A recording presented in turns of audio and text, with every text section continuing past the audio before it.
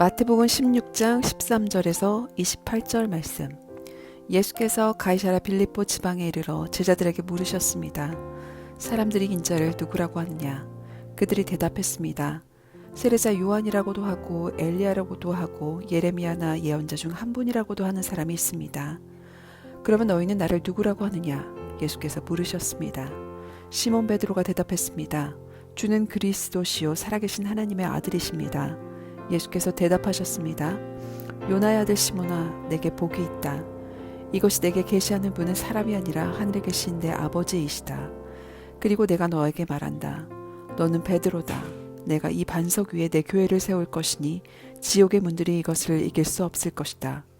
내가 내게 하늘나라의 열쇠들을 줄 것이다.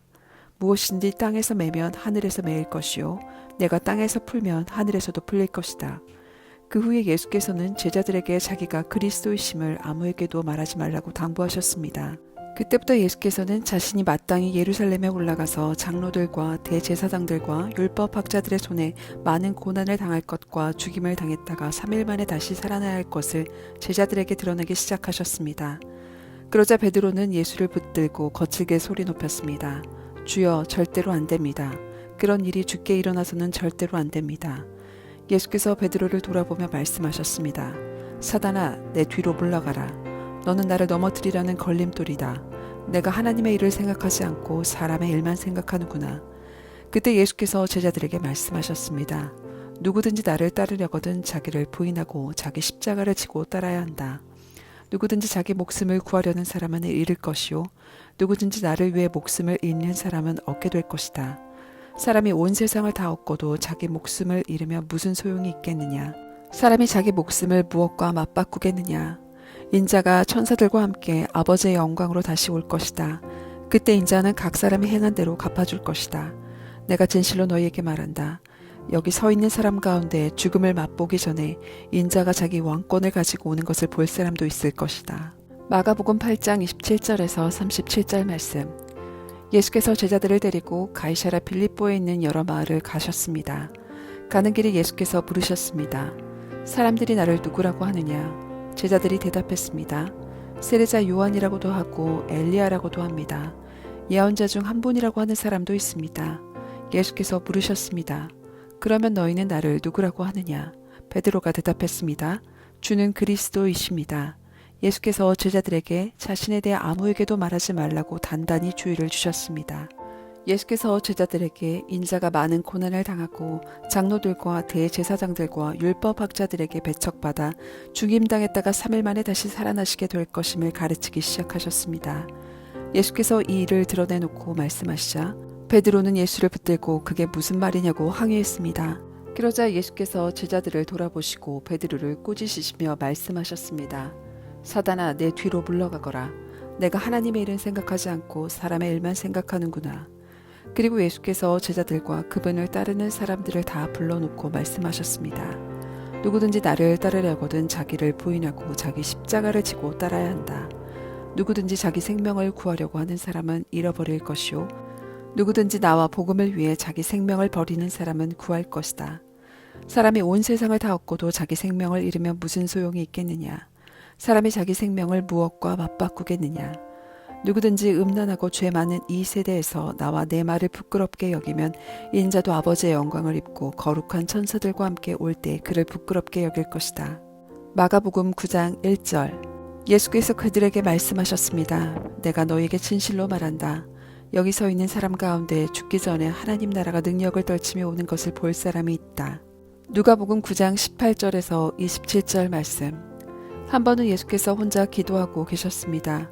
제자들도 함께 있었는데 예수께서 물으셨습니다. 사람들이 나를 누구라고 하느냐? 제자들이 대답했습니다. 세례자 요한이라고도 하고 엘리야라고도 합니다. 옛 예언자 중 한 사람이 되살아났다고 하는 사람도 있습니다. 그러자 예수께서 물으셨습니다. 그러면 너희는 나를 누구라고 하느냐? 베드로가 대답했습니다. 하나님의 그리스도이십니다. 예수께서는 이 말을 아무에게도 하지 말라 하고 단단히 경고하며 말씀하셨습니다. 인자가 많은 고난을 받고 장로들과 대제사장들과 율법학자들에게 배척받아 끝내 죽임당하고 3일 만에 살아나야 할 것이다. 그리고는 그들 모두에게 말씀하셨습니다. 누구든지 나를 따르려면 자기를 부인하고 날마다 자기 십자가를 지고 따라야 한다. 누구든지 자기 생명을 구하려는 사람은 잃을 것이요 누구든지 나를 위해 자기 생명을 잃는 사람은 구하게 될 것이다. 사람이 온 세상을 다 얻고도 자기를 잃거나 빼앗긴다면 무슨 소용이 있겠느냐. 누구든지 나와 내 말을 부끄러워하면 인자도 자기 영광과 아버지와 거룩한 천사들의 영광 가운데 올 때 그를 부끄러워할 것이다. 내가 진실로 너희에게 말한다. 여기 서 있는 사람들 가운데 죽기 전에 하나님 나라를 볼 사람이 있을 것이다. 마태복음 17장 1절에서 13절 말씀. 그리고 6일 후에 예수께서 베드로와 야고보와 야고보의 동생 요한을 데리고 높은 산으로 올라가셨습니다. 예수께서는 그들 앞에서 모습이 변모돼 얼굴이 해처럼 빛나고 옷이 빛처럼 새하얗게 됐습니다. 바로 그때 모세와 엘리야가 그들 앞에 나타나 예수와 이야기를 나눴습니다. 베드로가 예수께 말했습니다. 주여, 우리가 여기 있으니 참 좋습니다. 주께서 원하신다면 제가 여기에다가 초막셋을 만들되 하나는 주를 위해, 하나는 모세를 위해, 하나는 엘리야를 위해 짓겠습니다. 베드로가 말하고 있을 때 빛나는 구름이 그들을 덮더니 구름 속에서 소리가 들려왔습니다. 이는 내가 사랑하는 아들이다. 내가 그를 기뻐한다. 너희는 그의 말을 들으라. 그 소리를 듣고 제자들은 너무나 두려운 나머지 얼굴을 땅에 대고 엎드렸습니다. 그때 예수께서 다가와 그들을 어루만지며 말씀하셨습니다. 일어나라, 두려워하지 말라. 그들이 눈을 들어보니 예수 외에는 아무도 보이지 않았습니다. 산을 내려오면서 예수께서 그들에게 당부하셨습니다. 인자가 죽은 사람들 가운데서 다시 살아날 때까지 너희가 본 것을 아무에게도 말하지 말라. 그러자 제자들이 예수께 물었습니다. 그런데 왜 율법학자들은 엘리야가 먼저 와야 한다고 말하는 것입니까? 예수께서 대답하셨습니다. 분명히 엘리야가 와서 모든 것을 회복시킬 것이다. 그러나 내가 너에게 말한다. 엘리야가 이미 왔다. 그런데 그들이 그를 알아보지 못하고 자기들의 마음대로 대했다. 이와 같이 인자도 그들의 손에 고난을 당할 것이다. 그제야 제자들은 예수께서 세례사 요한을 두고 하신 말씀인 줄 깨달았습니다. 마가복음 9장 2절에서 13절 말씀. 6일 후에 예수께서 베드로, 야고보, 요한만 따로 데리고 높은 산으로 올라가셨습니다. 그런데 예수께서 그들 앞에서 모습이 변하셨습니다. 예수의 옷이 이 세상 그 누구도 더 이상 희게 할 수 없을 만큼 새하얗고 광채가 났습니다. 그리고 거기에 엘리야가 모세와 함께 그들 앞에 나타나 예수와 이야기를 나누었습니다. 베드로가 예수께 말했습니다. 주여, 우리가 여기 있는 것이 좋습니다. 우리가 초막 3개를 만들어 하나에는 주를, 하나에는 모세를, 하나에는 엘리야를 모시도록 하겠습니다. 모두들 몹시 두려웠기 때문에 베드로는 무슨 말을 해야 좋을지 몰라 이렇게 말했습니다. 그때 구름이 나타나 그를 위에 덮더니 구름 속에서 소리가 들려왔습니다. 이는 내 사랑하는 아들이다. 그의 말을 들으라. 그 순간 그들은 주위를 살펴보았습니다. 그러나 그때는 이미 아무도 보이지 않고 오직 예수만 그들과 함께 계셨습니다. 산을 내려오시면서 예수께서 제자들에게 단단히 일러두셨습니다. 인자가 죽은 사람들 가운데서 살아날 때까지 지금 본 것을 아무에게도 말하지 말라. 제자들은 이 일을 마음에 새겨두고서도 죽은 사람들 가운데서 살아난다는 것이 무슨 뜻인지 몰라 서로 물어보았습니다. 제자들이 예수께서 물었습니다. 왜 율법학자들은 엘리야가 먼저 와야 한다고 말하는 것입니까? 예수께서 대답하셨습니다. 참으로 엘리야가 먼저 와서 모든 것을 회복시킨다. 그런데 왜 성경에는 인자가 많은 고난을 받고 멸시를 당할 것이라고 기록된 것이냐? 내가 너에게 말한다. 엘리야는 이미 왔다. 그런데 사람들은 그에 대해 성경이 기록되어 있는 대로 그를 자기들 마음대로 대했다. 누가복음 9장 28절에서 36절 말씀.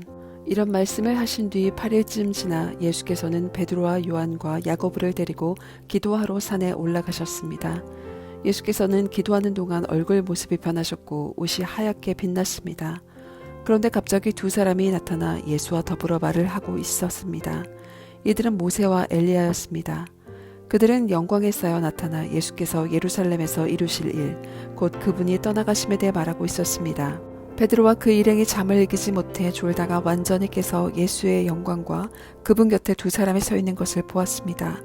2사람이 예수를 떠나려고 하자 베드로가 예수께 말했습니다. 선생님, 우리가 여기 있으니 참 좋습니다.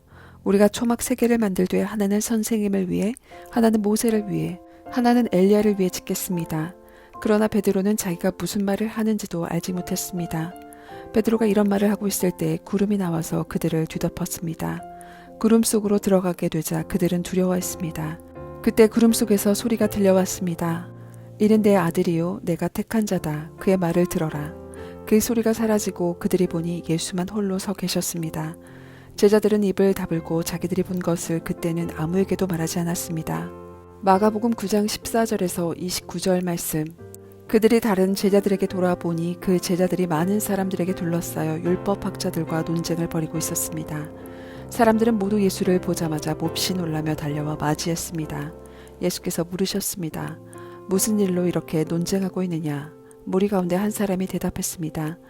선생님, 제가 아들을 데려왔습니다. 그 아이는 말 못하게 하는 더러운 귀신이 들려 있습니다. 귀신이 한번 아이를 사로잡으면 아이가 땅에 거꾸러집니다. 그러면 아이는 입에 거품을 물고 이를 갈면서 몸이 뻣뻣하게 굳습니다. 그래서 선생님의 제자들에게 귀신을 쫓아내달라고 부탁했지만 쫓아내지 못했습니다. 예수께서 말씀하셨습니다. 이 믿음 없는 세대야, 내가 언제까지 너희와 함께 있어야 하겠느냐? 내가 언제까지 너에게 참아야 하겠느냐? 아이를 데려오라. 그러자 그들이 아이를 예수께 데려왔습니다. 더러운 귀신은 예수를 보더니 곧 아이의 몸에 경련을 일으켰습니다. 아이는 땅에 거꾸러지더니 입에 거품을 물고 뒹굴었습니다.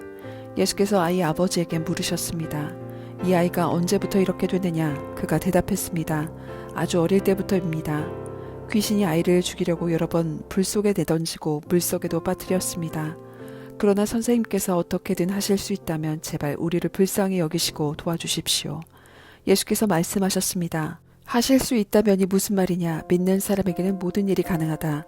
그러자 곧 아이의 아버지가 소리쳤습니다. 내가 믿습니다. 믿음이 부족한 나를 도와주십시오. 많은 사람들이 이 광경을 보려고 달려오는 것을 보시고 예수께서 귀신을 꾸짖으셨습니다. 듣지 못하게 하고 말 못하게 하는 귀신아, 내가 내게 명령한다. 이 아이에게서 나와 다시는 들어가지 마라. 더러운 귀신은 소리 지르며 아이에게 심한 경련을 일으키더니 나갔습니다. 아이가 죽은 것 같이 돼 누워있자 많은 사람들이 수군거렸습니다. 아이가 죽었나 보다. 그때 예수께서 아이의 손을 잡아 일으키셨습니다. 그러자 아이가 벌떡 일어섰습니다. 예수께서 집 안으로 들어가신 후에 제자들이 따로 물어보았습니다. 어째서 저희는 귀신을 쫓아내지 못했습니까? 예수께서 대답하셨습니다. 이런 귀신은 오직 기도로만 쫓아낼 수 있다. 마태복음 17장 14절에서 21절 말씀. 그들이 사람들에게 오자 어떤 사람이 예수께 나와 그 앞에 무릎 꿇으며 말했습니다. 주여, 제 아들에게 자비를 베풀어 주십시오. 간질병에 걸려 몹시 고통받고 있습니다. 자주 불 속에 몸을 던지고 물 속에 뛰어들기도 합니다. 그래서 이 아이를 주의 제자들에게 데려왔지만 그들은 고치지 못했습니다. 예수께서 대답하셨습니다. 아, 믿음이 없고 타락한 세대여, 도대체 내가 언제까지 너희와 함께 있어야 하겠느냐? 내가 언제까지 너희를 참아야 하겠느냐? 아이를 데려오너라. 예수께서 귀신을 꾸짖으시자 귀신은 아이에게서 나갔고 바로 그 순간 아이가 나았습니다. 그때 제자들이 예수께 다가와 따로 물었습니다. 어째서 저희는 귀신을 쫓아내지 못했습니까? 예수께서 대답하셨습니다. 너희 믿음이 적기 때문이다. 내가 진실로 너에게 말한다. 너희에게 겨자씨 한 알만한 믿음이 있어도 이 산을 향해 여기서 저기로 옮겨가거라 하면 옮겨갈 것이요 너희가 못할 일이 없을 것이다. 누가복음 9장 37절에서 43절 말씀. 이튿날 그들이 산에서 내려오자 많은 사람들이 예수를 맞았습니다. 그 무리 중 한 사람이 소리쳤습니다. 선생님, 부탁입니다. 제 아들 좀 봐주십시오. 제게는 하나밖에 없는 자식입니다. 그런데 귀신이 이 아이를 사로잡아 갑자기 소리를 지르게 하고 아이에게 발작을 일으켜 입에 거품 불게도 합니다. 그리고 이 아이를 상하게 하면서 좀처럼 떠나지 않습니다. 선생님의 제자들에게 귀신을 쫓아달라고 간청했지만 그들은 해내지 못했습니다. 예수께서 대답하셨습니다. 아, 믿음이 없고 삐뚤어진 세대여, 내가 언제까지 너희와 함께 있으면서 참아야 하겠느냐? 내 아들을 이리로 데려오너라. 그 아이가 오는 중에도 귀신은 아이의 몸을 바닥에 내던지며 발작하게 만들었습니다. 그러자 예수께서는 더러운 영을 꾸짖으시며 그 아이를 고쳐 아버지에게 돌려보내셨습니다. 하나님의 위대하심에 모두 놀랐습니다.